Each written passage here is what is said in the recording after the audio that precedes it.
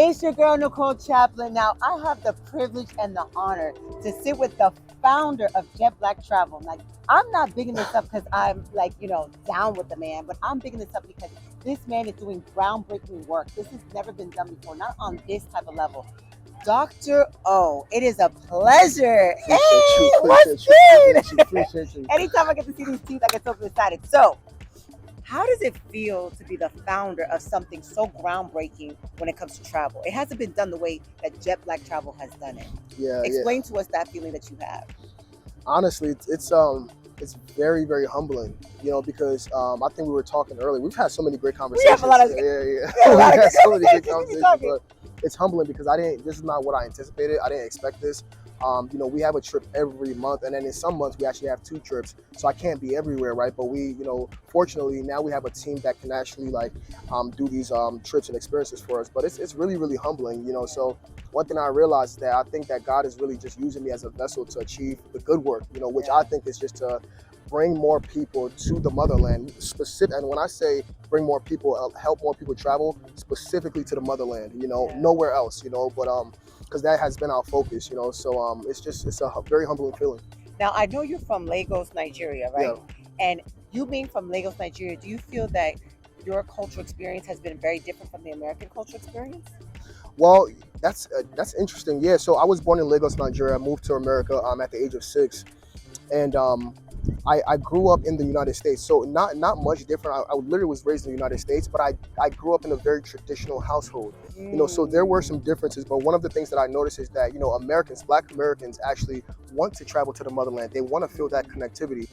So it hasn't been fully different, but I think that one of the things that is been a blessing is really being able to create that path for people to experience the motherland. Yeah. Because people, Black Americans, Africans in America, however you want to put it, we are actually connected to the motherland. Absolutely. But we just haven't had the opportunity to actually visit. Yeah. So it hasn't been that much different. What I like about Jet Black Travel is that, for many people, we have responsibilities that, are due per month and whatnot. And you have it set up where you can pay for these trips. The company, you can set a payment plan. Yeah. And I feel like that's what's very attractive because you may not have the funds all at one time to do it, but you want to really be involved. Right. And what made you set it up that way? Were you able to set up partners so they would understand? Like, how did you get it that set up? Yeah, so originally when we first started, so our first trip was actually 52 people, and that was to Cuba. And it's so interesting because the majority of people on that trip were doctors. I'm a pharmacist by training, so invited a lot of people in my network, doctors, nurses, dentists, a lot of Black health professionals, which is another story. And then, we started to realize that, hey, traveling should be for everybody. Yeah. Why not? Because there's so much that that a health professional does not know. There's so much that a health professional know that you don't, So to be able to intermingle those two worlds, so we opened it up. And one of the things that we decided to do is to create a system where people are able to afford travel. Absolutely. So right now, as we speak, we have trips next year in October, and people are paying $100 a month, $200 a month, which we think that it should be more feasible because, everybody can't drop $3,000 in a dime, so it just makes it a little bit more feasible for people to be able to travel. What's the one thing you would like brothers to know more about traveling? Because we have a couple of brothers on this trip, but maybe there's something that you could say that they would see and say, man, I didn't think about it that way. What would you say to the brothers out there that don't understand the importance of traveling or what the benefits are of traveling back to the motherland? Yeah, wow, that's a very deep and profound question. Because there's something in you that something stirred up in you. So maybe we could take that and plant a seed into somebody else. That's what I wanted to hear. Yeah. I think the biggest thing is that what you think you may know is actually not reality. I think that, traveling, and again, not the importance of it is that it actually helps to dispel many of your misconceptions. Because America specializes in marketing. When you go to Zanzibar, Tanzania, you realize that a director of a hotel is getting paid $126 a month. When you come to Cairo, Egypt, and you realize it just makes you see the world in a little bit different context. And I don't think that a lot of people, have that opportunity or experience. But once you do, if you have the opportunity to do it, just go out there, travel more, because it really helps to inform you. You have a different conversation and a different sense of appreciation for, where you visit and the people around you, so. I like it. Yeah. Well, I'm going to say this, and he's going to probably blush, but anytime I post Alex on my page, the DMs be coming in. Them ladies want to know. who's that man? I'm like, that ain't my man. Don't ask me no questions. I'm just posting him to promote his business. But I want to know about the ladies, okay? I want to know about the ladies that you see in the African continent and the ladies you see in America. Is there a difference? Do you see that there's? You tell me what's the difference that you see, and it is not. There's not a right or wrong answer. I just want to know from your mindset, what have you seen has been the biggest difference? Yeah, so one of the biggest differences is opportunities, right? I think that America does really well in giving opportunities to women, and I think that's amazing. I fortunately I have this network of professionals, and they are, they have all the degrees, they're in the gym, they're just doing well in life, and unfortunately in countries abroad, women don't have that many opportunities. I think that the women abroad, they're more so domesticated to just care for the household. Yeah. One of the things that we're talking about is I had the opportunity to visit this place in Colombia called Melcocho, and literally you have this lady who lives all the way on top of a hill, and her job every day is to care for her husband and her two boys, and they go out, they kill the animals, they bring back the wood, the fire, and it just gives me so much perspective. And I think that that's one of the biggest differences, that overseas it seems like women are more so devoted to ensuring the success of their families. Right, the household. Yeah, yes. Right. And not to say that that's not the case, but I think that there's just more opportunities for women abroad in terms of educationally. So absolutely, that's the biggest thing. So what's Dr. O's ideal Dr. O lady?